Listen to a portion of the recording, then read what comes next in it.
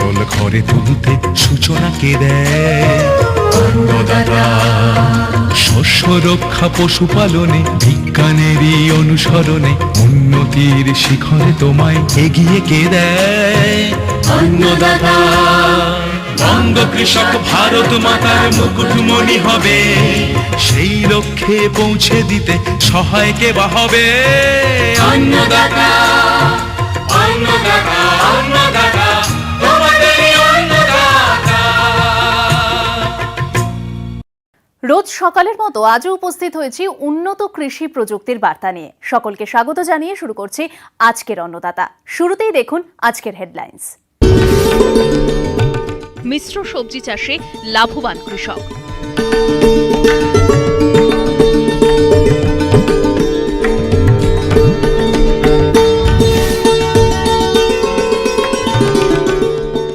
আমবাগানের পরিচর্যা।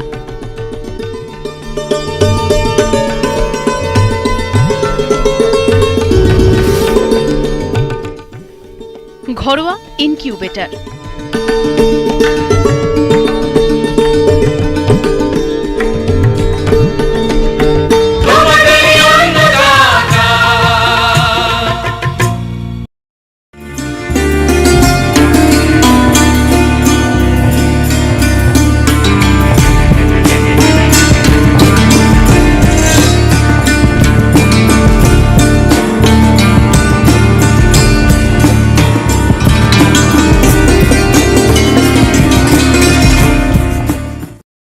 সবজি চাষে আমাদের রাজ্য সারা দেশের মধ্যে অন্যতম। এখানে প্রায় সব জেলাতেই প্রচলিত ও অপ্রচলিত সবজি চাষ হয়ে থাকে। উত্তর 24 পরগনা জেলার গাইঘাটা ব্লকের প্রগতিশীল কৃষক জ্যোতিরিন্দ্রনাথ দাস, তিনি 2 বিঘা জমিতে এখন সবজি চাষ করছেন। তিনি ঝুঁকি এড়িয়ে বেশি লাভের জন্য মিশ্র সবজি চাষ করছেন। মিশ্র সবজি চাষ সম্পর্কে কৃষক তার অভিজ্ঞতার কথা জানালেন। আমার 9 বিঘার মতো জমি আছে। সেই জমির ভিতরে 2 বিঘা জমি আমি সবজি চাষ করি, আর বাকি জমিতে ধান, পাট, সরিষা, বেশিরভাগ সময় বেশি জমিতেই ধান চাষ হয়।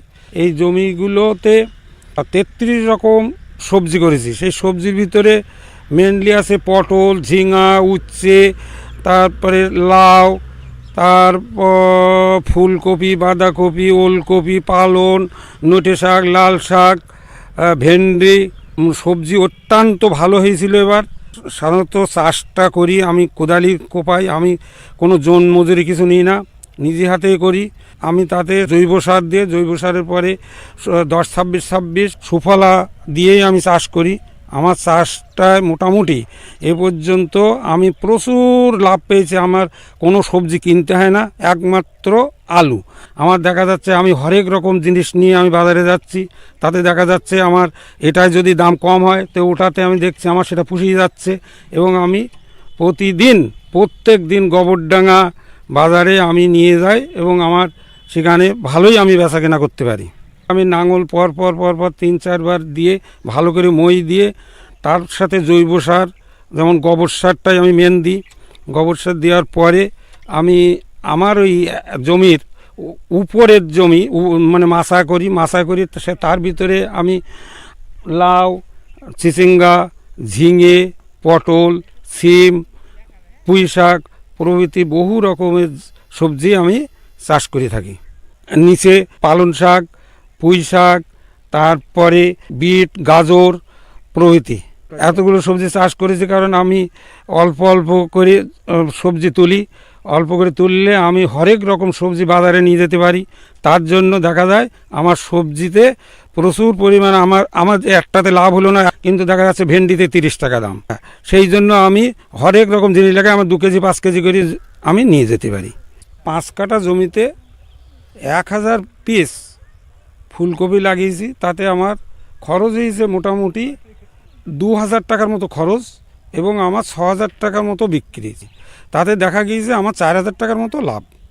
এইবার বলি লাউর মাচা করতে একটু খরচ বেশি হলেও আমি গড়ে আমার 3.5 কাঠা জমিতে লাউয়ে আমি প্রায় 700 পিসের মতো লাউ বেচেছি। লাউ 15 টাকা আগে বেচেছি, তারপরে 10 টাকা, এরকম করতে করতে লাউ লাস্টে আমি 5 টাকা পর্যন্ত চলে এসেছি। তাতে দেখা যাবে আমার লাউ কমপক্ষে 7 থেকে 8 হাজার টাকা লাউ আমি বিক্রি করেছি। মাছার খরচের জন্য আমার খরচটা একটু বেশি হয়ে গেছে, কিন্তু ওই মাছা আমার থেকে গেল। ওই মাছায় আবার এখন আমি চিচিঙ্গা দেবো, আর একটা মাছ চিচিঙ্গার মাছাটায় আমি চাল কুমড়ো দেবো। এই সব করলে মাছাটার খরচটা আমার ওতে ওতে দুটোতে দেখা যাবে যে আমার সেটা একটা আসছে।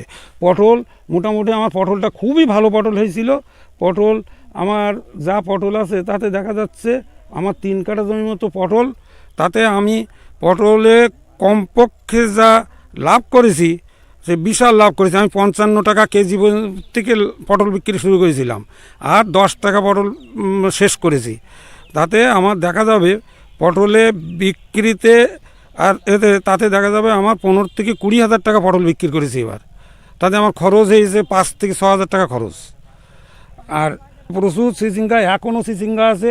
সেই চিচিঙ্গা এটা আমার বহুদিনের থেকে এটাও আমি চিচিঙ্গা করি। চিচিঙ্গায়ও আমার ভালো পয়সা লাভ। বছরে কমপক্ষে আমার 10 থেকে 12 হাজার টাকা শুধু চিচিঙ্গায় লাভ হয়। আমি তো জমি অল্প অল্প করে করি, কিন্তু আমার তাতে লাভটা বেশি হয়। অল্প জিনিসই চাহিদা বেশি হয়, আমি ভালো পয়সায় বিক্রি করতে পারি। এখনও একটা মাছাতে পুঁই শাক আছে, তাতে মিটুলি হয়েছে, অসম্ভব মিটুলি। তার নিচে আছে বরবটি আছে, লাফা আছে, তারপর মটরশুঁটি আছে, তারপরে ওলকপি আছে। তাতেও মনে করেন আপনি 10-15 হাজার টাকা আমি ইজি আয় করতে পারি মাছার নিচে বাৎসরিক। আমার এই 2 বিঘা জমিতে যদি আমার 12 থেকে 14 হাজার টাকা খরচ হয়, আমি 40 থেকে 50 হাজার টাকা এখানে লাভ করি। অন্য ধান পাট আছে, ধানে কিন্তু খুব একটা লাভ এখন আমাদের নেই। 5 থেকে 7 হাজার টাকা লাভ হয়, কিন্তু সবজিতে লাভটা অত্যাধিক বেশি। এবং আমাদের খাওয়ার জন্য আমার অন্য জায়গায় কোথাও কিছু করতে হয় না, আমার কোনো সবজি কিনতে হয় না। এখন একটু বিরতির পর থাকছে আমবাগানের পরিচর্যা।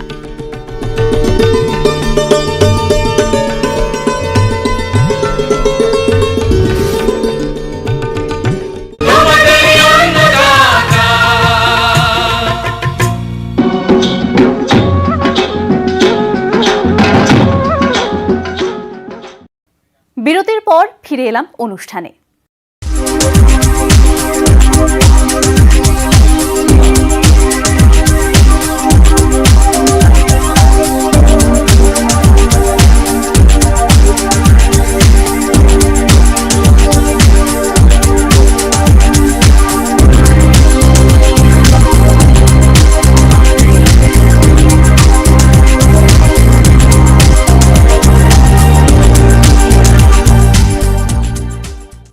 বিভিন্ন আমবাগানে আর কিছুদিনের মধ্যেই আমের মুকুল আসতে শুরু করবে, বা মুকুল এসে গেছে। মুকুল আসার আগে ও পরে বাগানের কিছু বিশেষ পরিচর্যা প্রয়োজন হয়। এখন থেকেই সঠিক পরিচর্যা গ্রহণ করলে পরবর্তীতে ফল বাগানে রোগ পোকার আক্রমণ কম হয় এবং ফলনও বেশি পাওয়া যাবে। মুকুল আসার আগে ও পরে আমবাগানের বৈজ্ঞানিক পরিচর্যা সম্পর্কে জানালেন জেলা উদ্যান পালন দপ্তরের সহ অধিকর্তা বাবাই দাস। আমাদের মালদা জেলার অন্যতম অর্থকরী ফসল হচ্ছে আম। তো এখানের আম চাষিরা সারা বছর ধরেই ভালো ফলনের জন্য পরিচর্যা করে থাকেন। আগামী মরশুমের জন্য আমের মুকুল আসতে চলেছে। সেক্ষেত্রে ভালো ফলন পেতে গেলে কৃষক ভাইদের কিন্তু এখন থেকেই পর্যাপ্ত পরিচর্যা গ্রহণ করতে হবে। আমরা কৃষক ভাইদের বিভিন্ন পরামর্শ দিয়ে থাকি এবং সেই পরামর্শ অনুযায়ী অনেক কৃষক ভাই বর্ষাকালে অলরেডি সার প্রয়োগ করেছেন। এর পাশাপাশি আম পেরে নেওয়ার পরে কৃষক ভাইরা গাছের ডাল ছাঁটাই করেছেন যাতে সূর্যালোক মাটি পর্যন্ত পৌঁছায় এবং আমের মুকুল আসতে করে দেরি নেই। এখন স্যাঁতস্যাঁতে ওয়েদার রয়েছে, এই ড্যাম্প ওয়েদারে কিন্তু অনেক ধরনের রোগ বা পোকার প্রাদুর্ভাব দেখা যেতে পারে। বাগানে যথেষ্ট পরিমাণ মুকুল এলেও হয়তো আপনি আশা করছেন প্রচুর ফলন আসবে, কিন্তু সেই পরিমাণ কিন্তু ফলন আসে না। সেক্ষেত্রে আমের মূল একটি সমস্যা সৃষ্টিকারী পোকা, সেটি হচ্ছে বাদামি শোষক পোকা বা ম্যাঙ্গো হপার। এই পোকাটি কিন্তু মূলত পছন্দ করে স্যাঁতস্যাঁতে ওয়েদার বা যেসব বাগানে ডাল ছাঁটাই করা হয়নি, যেখানে সূর্যালোক প্রবেশ করে না বা বাতাস খেলে না। যখন আপনার গাছে মুকুল আসবে সে সময় কিন্তু মুকুল থেকে রস চুষে খায়। পোকা মুকুল থেকে রস চুষে নেওয়ার জন্য মুকুল কালো হয়ে শুকিয়ে যায় এবং সেখানে কিন্তু সেরকম আম আপনার ধরে না। স্বাভাবিকভাবে আপনারা কিন্তু অর্থনৈতিকভাবে ক্ষতিগ্রস্ত হন। তো এই পোকার আক্রমণ আটকাতে গেলে এই মুহূর্তেই আপনাকে এই পোকা আটকানোর জন্য কোনো অন্তর্বাহী কীটনাশক, সেটা ইমিডাক্লোপিড হতে পারে যদি ইমিডাক্লোপিড প্রয়োগ করেন তাহলে 1 মিলি প্রতি 4 লিটার জলে গুলে প্রয়োগ করতে হবে, অথবা অ্যাসিফেট 1 গ্রাম প্রতি লিটার জলে গুলে, অথবা থায়োমেথক্সাম 1 গ্রাম প্রতি 3 থেকে 4 লিটার জলে গুলে কোনো স্টিকার সাথে মিশিয়ে প্রয়োগ করতে হবে। এই পোকা যখন মুকুল থেকে রস চুষে খাচ্ছে সেই সময় কিন্তু এরা এক ধরনের আঠালো পদার্থ নিঃসৃত করে, যা পাতার উপরে রয়ে যায়। পরবর্তীকালে পাতার উপরে কিন্তু সেই আঠালো পদার্থের উপরেই এক ধরনের ছত্রাক জন্মায় এবং ফলে কিন্তু পাতা পুরো কালো হয়ে যায়। পরবর্তীকালে যখন বৃষ্টির ফলে সেই কালো দাগ কিন্তু ধুয়ে পুরো আমের উপরে, আমের ঘাড় বরাবর, ফলে আমের কিন্তু একটা অ্যাপিয়ারেন্স নষ্ট হয়ে যায়। তখন কিন্তু কোনোভাবেই এটাকে আটকানো সম্ভব হয় না। আমরা সাধারণত বলে থাকি মধু লাগা রোগ। এটি হপার এবং এর পাশাপাশি ছত্রাক, এই দুটো যৌথ আক্রমণের ফলে এটা হয়ে থাকে। যখনই পাতার উপরে কালো স্পট পড়ছে তখন গাছের ক্লোরোফিল সেভাবে কিন্তু খাদ্য তৈরি করতে পারছে না, ফলে কিন্তু গাছের একটা শারীরিক বৃদ্ধির ব্যাপারটাও থেকে যাচ্ছে, সেটা কিন্তু ব্যাহত হচ্ছে। এর পাশাপাশি আরও কিছু শোষক পোকা রয়েছে, চিরুনি পোকা, এই জাতীয় পোকা রয়েছে, এগুলোও কিন্তু ক্ষতি করতে পারে। সবগুলো হচ্ছে শোষক পোকা। এই পোকাগুলো আটকাতে গেলে যথাযথ অন্তর্বাহী কীটনাশক প্রয়োগ করুন। এর পাশাপাশি আরও কিছু রোগের প্রাদুর্ভাব পরবর্তীকালে দেখা যায়, যেটা আমরা বলি অ্যানথ্রাকনোস। যখন আপনার বাজারে আম আসছে দেখবেন যে হিমসাগর বা ল্যাংড়া আমের ঘাড় বরাবর কিছু পচে যাচ্ছে। এটা আমরা মূলত বলে থাকি একটি ছত্রাক ঘটিত রোগ। সেই রোগটি কিন্তু শুরুতে মুকুলেই আসে। মুকুলে কিছু বাদামি দাগ দেখা যায়। দাগটি মুকুলের যে স্তর বরাবর থাকে না, হালকা যে ডেবে থাকে মনে হয়। তো এই ধরনের দাগের জন্য কিন্তু আপনার মুকুলের পচে যায়, মুকুল কালো হয়ে শুকিয়েও যায়। তো এই সমস্যা কিন্তু আটকাতে গেলে কিন্তু আপনার এই সময় থেকেই ছত্রাকনাশক, সেটা কার্বেন্ডাজিম হতে পারে বা কার্বেন্ডাজিম ম্যানকোজেবের যৌথ মিশ্রণ হতে পারে, এটি 2 গ্রাম প্রতি লিটার জলে গুলে প্রয়োগ করতে হবে। অথবা থায়োফেনের মেথাইল 1 গ্রাম প্রতি লিটার জলে গুলে এখনই একবার প্রয়োগ করা দরকার। এখন সার এবং জল প্রয়োগ থেকে আগামী 1 মাস বিরত থাকুন। যদি এখন আপনারা জল বা সার প্রয়োগ করেন তাহলে কিন্তু সে কুড়ি থেকে আপনার মুকুল হবে না নতুন পাতা কুশি বেরোবে সেটা কিন্তু আমরা বুঝতে পারছি না। যদি তা করেন তাহলে কিন্তু সে কুড়ি থেকে কিন্তু নতুন পাতা বেরিয়ে যেতে পারে। মুকুল আসার পরিবর্তে নতুন পাতা বেরোলে তাহলে কিন্তু সে পরিমাণ ফলন আপনারা পাবেন না। আরও একটি কথা বিশেষভাবে বলার, যখন আপনারা প্রয়োগ করছেন আপনারা আশেপাশে পুরো আমবাগান এলাকা রয়েছে বা পার্শ্ববর্তী এলাকায় যা চাষিরা রয়েছে তাদের সাথে আলোচনা করে একসাথে প্রয়োগ করুন, ক্লাস্টার অ্যাপ্রোচে প্রয়োগ করুন। তাহলে সে রোগ বা পোকা কিন্তু একেবারে এলাকা থেকে কিছুদিনের দূরে চলে যাবে। বিভিন্ন পর্যায়ক্রমে ধাপে ধাপে বিভিন্ন ব্যবস্থা গ্রহণ করতে হবে। এখন যেটি বললাম সেটি হচ্ছে আমের মুকুল আসার পূর্ববর্তী পরিচর্যা, এরপরে মুকুল এলে তার জন্য আলাদা পরিচর্যা, মুকুল থেকে ফল ধরার পর আলাদা পরিচর্যা এবং লাস্টে যখন আম আসবে সেই অবস্থায় আলাদা পরিচর্যা সব ব্যবস্থা গ্রহণ করতে হবে। এই জন্য আপনারা আমার দপ্তরে অফিসে আসুন, যোগাযোগ করুন।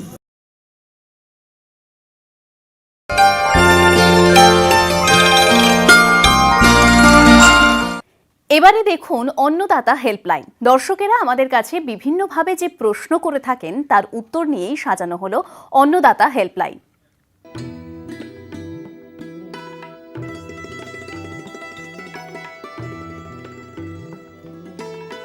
বাদামের গোড়া পচা রোগটি বীজবাহিত ও মাটিবাহিত। সাধারণভাবে এই রোগটির উপদ্রব সেই সব এলাকায় দেখা যায় যেখানে মাটির গ্রথন হালকা, মাটিতে আর্দ্রতার পরিমাণ কম এবং তাপমাত্রা 30 থেকে 35 ডিগ্রি সেন্টিগ্রেড বা তার বেশি হয়। ফসলের বৃদ্ধির যে কোনো দশাতেই এই রোগটি দেখা দিতে পারে।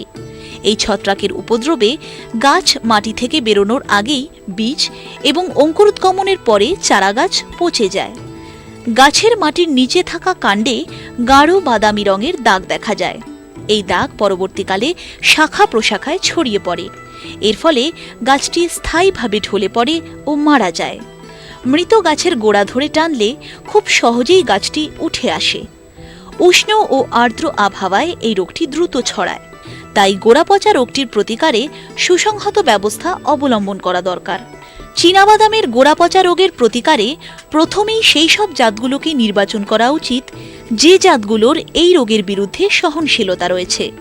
এই সব জাতগুলো হল J11, OG52-1 এবং JCC 88। বীজ শোধন করে নিতে হবে।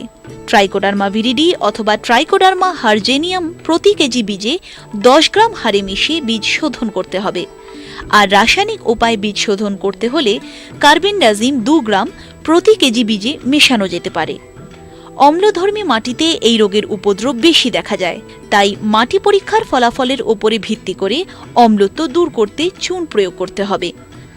মাটি তৈরি করার সময় যখন জৈব সার প্রয়োগ করা হয়, তখন 50 কেজি পরিমাণ জৈব সারের সঙ্গে 2 কেজি ট্রাইকোডার্মা ভিরিডি মিশিয়ে আর্দ্র অবস্থায় পলিথিন চাদরে 2 থেকে 3 দিন ঢেকে রেখে এই জৈব সার মাটিতে প্রয়োগ করতে হবে।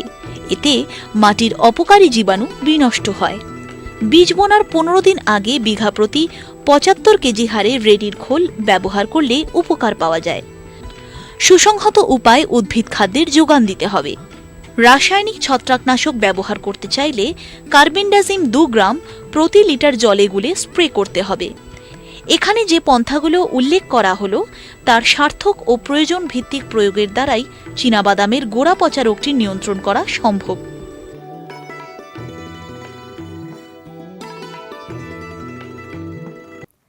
এখন আবার বিরতির পর থাকছে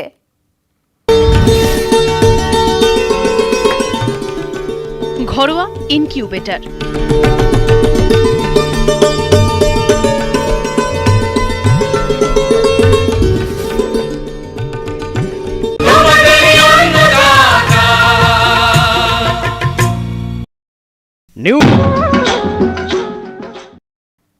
আবার ফিরে এলাম অনুষ্ঠানে। বাণিজ্যিকভাবে হাঁস মুরগি পালনের পাশাপাশি অনেকেই ঘরোয়াভাবে এর পালন করেন। হাঁস মুরগি পালন বেশ লাভজনকও বটে। তাই কোনো পোলট্রি পালক যদি নিষিক্ত ডিম সংগ্রহ করে বাচ্চা তৈরি করে নিতে পারেন, তাহলে আখেরে কৃষক বন্ধুরাই লাভবান হন। উত্তর 24 পরগনা জেলার গাইঘাটা ব্লকের শিক্ষিত যুবক মনীষ পাণ্ডে কোভিড-19 অতিমারিতে কাজ হারানোর পর আত্মা প্রকল্পের সাহায্যে একটি ডিম ফোটানোর যন্ত্র তৈরি করেছেন, যেখানে তিনি 160টি হাঁস মুরগির বাচ্চা একসঙ্গে তৈরি করতে পারেন। আসুন এ বিষয়ে জেনে নিই এই পোলট্রি পালকের কাছ থেকে। বেসরকারি সংস্থায় আমি চাকরি করতাম। সেই চাকরি আমার লকডাউন পিরিয়ডে আমার চাকরিটা চলে যায়। তখন আমি অসহায় হয়ে পড়ি। তখন আমাকে সাহায্য করেন গাইঘাটা ব্লকের সুবীর দাস মহাশয়। ইনকিউবেটর মেশিন তৈরি করার জন্য বিভিন্ন দিক থেকে আমাকে হেল্প করেন। আজ আমি 15-16 পিস করে ডিম উৎপন্ন করতে পারছি। আমার ঘরে 25 পিস প্যারেন্টস আছে এবং 100 পিসের মতন বাচ্চা আছে, যেগুলো 4 মাস 4.5 মাস বয়স। কিছুদিন পরে তারাও প্যারেন্টস তৈরি হয়ে যাবে, যেখান থেকে আমি মাসে 4-5 হাজার টাকা ইনকাম করতে পারছি। এই ইনকিউবেটর তৈরি করতে প্রথমত একটা মাপের থার্মোকলের বক্স লাগে, সঙ্গে একটা হিউমিডিটি রিডার, একটা টেম্পারেচার কন্ট্রোলার, একটা টেম্পারেচার সেন্সার, একটা ভাল্ব এবং 20 ফুটের মতন তারের প্রয়োজন হয়। আমিও এর থেকে 65 থেকে 70% অবধি বাচ্চা উৎপন্ন করতে পেরেছি। মুরগির ডিম ফোটানোর জন্য 20 দিনের মতন প্রয়োজন হয়, 19-20 দিনের মতন, এবং হাঁসের ডিমের জন্য আপনার 28 দিন প্রয়োজন হয়। 200 হাঁসের ডিম 2000 টাকা, এবং যদি মুরগির ডিম বসানো হয় 2500 টাকার ডিম বসানো যায়। এই 2500 টাকার ডিম এবং সঙ্গে মেনটেনেন্স বা ইলেকট্রিক খরচা জড়িয়ে আপনার 4000 টাকার মতন খরচা আসবে, এবং এ থেকে আপনার 60 বা 75% অবধি বাচ্চা উৎপন্ন করা যায়। 65% বা 75% অবধি যদি বাচ্চা হয়, তাহলে আপনার 250 ডিম থেকে আপনার 150 বা 180 পিস বাচ্চা পাওয়া যাবে। অতএব আপনার মান্থলি পার লটে আপনার ইনকাম আসবে 3000 টাকার মতন ইনকাম আপনি এই মেশিন থেকে পেতে পারেন, 8000 টাকার মেশিন থেকে। এই মেশিন থেকে বাচ্চা তৈরি করতে গেলে প্রথমত মেশিনের টেম্পারেচারটাকে মুরগির ডিমের জন্য 37.6, আবার হাঁসের ডিমের জন্য লাগবে 38.8। এবার প্রতি 7 দিন অন্তর টেম্পারেচার ঠিক আছে কি না সেটা চেক করতে হবে, এবং প্রতিদিন 4 বার করে ডিমটাকে উল্টাতে হবে। নিচটা উপরের দিকে দিতে হবে এবং উপরটা নিচের দিকে দিতে হবে প্রতি 6 ঘন্টা অন্তর। এবং যখন মুরগির ডিমের বয়সটা ওখানে 18 দিন হয়ে যাবে, তখন উল্টানোটা বন্ধ করতে হবে, এবং হাঁসের ডিমটা যখন 28 দিন হয়ে যাবে, তখন ওটাও উল্টানো বন্ধ করে দিতে হবে। অটোমেটিক আপনার বাচ্চা তখন বেরিয়ে আসবে, এবং বাচ্চা বেরোনোর সময় আপনার হিউমিডিটিটা সামথিং বাড়াতে হবে। মুরগির ডিমের হিউমিডিটি বসানোর সময় আপনার 55%, বেরোনোর সময় আপনার লাগবে 60%। হাঁসের ডিমটা বসানোর সময় আপনার লাগবে 60% এবং বেরোনোর সময় আপনার লাগবে 75%। তাহলেই দেখবেন খুব উৎকৃষ্ট মানের বাচ্চা আপনি পেতে পারেন ওখান থেকে। 2 লেয়ারে ডিম বসানো হয়। ফার্স্ট লেয়ার থাকে নিচে, সেকেন্ড লেয়ার থাকে উপরে, এবং ফ্যানটা যেখানে ব্যবহার করা হয় দুটো লেয়ারের মিডিলে, যাতে টেম্পারেচারটা উপরে নিচে দুদিকেই সমান থাকে। তাহলে কি হয়, টেম্পারেচার কখনো কোথাও আপ ডাউন হয় না, সব জায়গায় টেম্পারেচার সমান থাকে। তার জন্য কি হয়, ডিমটা আমরা ভালোভাবে বাচ্চা উৎপন্ন করতে পারি। থার্মোকলটা ব্যবহার করা হয় এই কারণে, টেম্পারেচারটাকে বাইরে বের হতে দেয় না, থার্মোকলটা ভিতরে টেম্পারেচারটাকে ধরে রাখে। এই জন্য থার্মোকলের বক্স আমরা ব্যবহার করি, এবং থার্মোকলের নিচে জালি টাইপের ট্রে দেওয়া হয়, উপরে আরেকটা ট্রে দেওয়া হয়। কারেন্ট অফ হলে আমরা তখন ব্যবহার করি ব্যাটারি, 12 ভোল্টের ব্যাটারি ওখানে ব্যবহার করা হয়। এটা থেকে আপনি 6 ঘন্টা থেকে 8 ঘন্টা সার্ভিস পাবেন। মেশিন সব একই মাপের হয়, 1.5 ফুট বাই 2 ফুট। আমি যে মেশিনগুলো তৈরি করছি সেই মেশিনগুলো 2 ফুট বাই 1.5 ফুট আছে। ডিমটা আমার বাড়িতে কিছু ডিম উৎপন্ন হয়, এছাড়াও আমি গ্রাম থেকে কিছু ডিম সংগ্রহ করি। আমি সেই বাড়ির ডিমটা সংগ্রহ করি যেখানকার প্যারেন্টস খুবই ভালো এবং উন্নত মানের, এবং ডিম যাতে উন্নত মানের ডিম যে বাড়িতে পাওয়া যায়, যেখানে মেল এবং ফিমেল ঠিকঠাক আছে, অর্থাৎ 5:1, আমি সেই বাড়ির ডিমটাই কালেকশন করি। তাতে আমার হ্যাসিবিলিটি খুবই সুন্দর আসছে। গাইঘাটা ব্লকের আত্মা প্রকল্পের এটিএম সুবীর দাস পোল্ট্রি পালককে কিভাবে সাহায্য করেছেন তা জানালেন। ইনি একজন প্রান্তিক চাষি পরবর্তীকালে হয়েছেন, কিন্তু উনি আগে বর্তমানে যা করতেন সেই মুহূর্তে সেটা হচ্ছে উনি লকডাউন পিরিয়ডের আগে একটি কোম্পানিতে ছিলেন। উনি একজন শিক্ষিত ব্যক্তি, কিন্তু লকডাউন পিরিয়ডে ওনার চাকরি চলে যাওয়ার পরে উনি দিশাহারা হয়ে পড়েন। তখন আমাদের ব্লকে যোগাযোগ করেন এবং আমার সঙ্গে যোগাযোগ হয়। তখন আমরা চিন্তাভাবনা করি যে উনি আর কিছু জানেন কিনা। সেখান থেকে আমরা উঠে আসে যে উনি মুরগি পালনের প্রতি একটি আগ্রহী আছেন এবং আগেও উনি করেছেন। তখন ওনাকে বলা হলো যে এই মুহূর্তে যদি আপনি একটা ছোটো একটা ইনকিউবেটর বানাতে পারেন, তাহলে হয়তো আপনার এই ডিম ফোটানোর যে সমস্যা, বাচ্চা তৈরি করার যে সমস্যা, সেই সমস্যাটা মিটবে এবং সেখানে আমরা খরচটাও কমবে। আমি ওনাকে পরামর্শ দিই, উনি ওনার তত্ত্বাবধানে এবং আমার সহযোগিতার মাধ্যমে একটি ইনকিউবেটর তৈরি করেন, যে ইনকিউবেটরটার বর্তমান মূল্য হচ্ছে প্রায় 7,500 থেকে 8,000 টাকা। এই 7,500 থেকে 8,000 টাকা ইনকিউবেটরে উনি প্রায় 200 থেকে 250টি মুরগির ডিম এবং 200টি হাঁসের ডিম উনি ফোটাতে পারেন। যেক্ষেত্রে এখন 250টি মুরগির ডিমের দাম বর্তমানে প্রায় 2,500 থেকে 3,000 টাকা এবং 200টি হাঁসের ডিমের দাম প্রায় 3 থেকে 3,500 টাকা। যদি আমরা পুরো এই মেশিনেতে যদি 250টি ডিম রাখি, সেখান থেকে প্রায় 170 থেকে 180টি মুরগির বাচ্চা বার হয়, যে মুরগির বাচ্চা বর্তমানে বিক্রি করলে প্রায় 6,500 থেকে 7,000 টাকা পাওয়া যায়। এবং এখান থেকে উনি বর্তমানে এই মতো অবস্থায় শুধু বাচ্চা বিক্রি করেই সেখান থেকে প্রায় এক্সট্রা মুনাফা পাচ্ছেন 2,500 থেকে 3,000 টাকা। এবং এছাড়াও উনি কিছু বাচ্চা নিজের জন্য রেখে সেখান থেকে উনি প্যারেন্টস তৈরি করছেন, এবং এই প্যারেন্টসের মাধ্যমে উনি সেখান থেকেও বর্তমানে ডিম খাজার যেমন উনি কালেকশন করছেন, তার সঙ্গে সঙ্গে নিজের বাড়িতেও ডিম উৎপাদন করছেন। তাতে ওনার আর্থিক সঞ্চয় হচ্ছে এবং মোট মিলিয়ে প্রায় 7,500 থেকে 8,000 টাকা ইনকাম হচ্ছে প্রতি মাসে। এই অনুষ্ঠানটি আপনাদের কেমন লাগছে, আপনারা আর কি কি দেখতে চান অন্নদাতা অনুষ্ঠানে জানিয়ে চিঠি লিখুন। আমাদের ঠিকানা Annadata, news 18 Bangla, Godrej Water Side, tower 1, Salt Lake, sector 5, Kolkata 91। অনুষ্ঠানটি আজকের মতো এখানেই শেষ করছি। আবার দেখা হবে কাল সকালে। নমস্কার।